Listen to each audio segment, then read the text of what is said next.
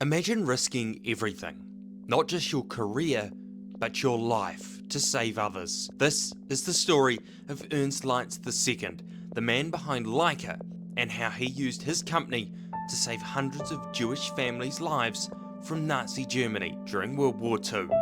This is the Leica Freedom Train. In the 1930s, Germany was becoming a dangerous place, especially for Jewish citizens. The Nazis were tightening their grip and persecution was escalating. But in the small town of Wetzlar, one man was quietly resisting.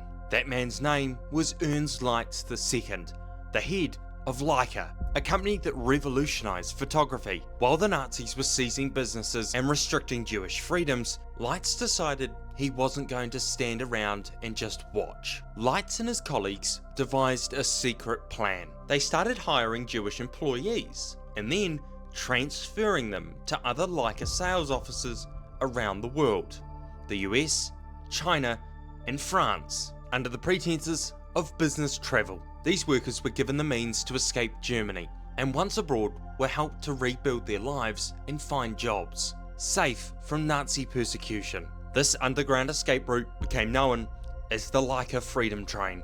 The operation required immense coordination. Leitz had to carefully select the individuals who could leave under business pretexts. Once outside Germany, Leica employees and international contacts would assist the refugees in setting them up with work and housing. Each escape was meticulously planned. Fake documents, discreet train departures, and trusted allies in foreign embassies. The network was small, but dedicated, and it grew as more people became aware of Leitz's quiet defiance. The risks were immense. If the Nazis had discovered what Leitz was doing, he would have been imprisoned, or worse. The Gestapo was constantly monitoring businesses, especially those working internationally, and by 1938, as Hitler's regime became more aggressive, any act of defiance was punishable by death. But Leitz didn't stop. He knew that time was running out. The persecution of Jews was escalating, and the world was on the brink of war. More and more families turned to him for help, and he refused to turn them away.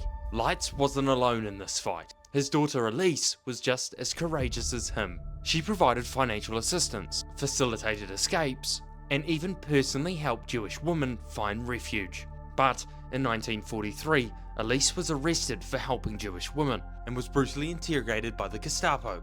She survived the imprisonment but remained under surveillance. Despite the danger, she never stopped resisting. By the time the war broke out, Leica had helped hundreds of Jewish families escape Nazi Germany. Some of those who escaped went on to build fantastic lives in America, contributing to photography, science, and the arts. Their survival stories became part of a larger history of quiet resistance against one of the darkest regimes in history. Even after Leitz's passing in 1956, his legacy lived on.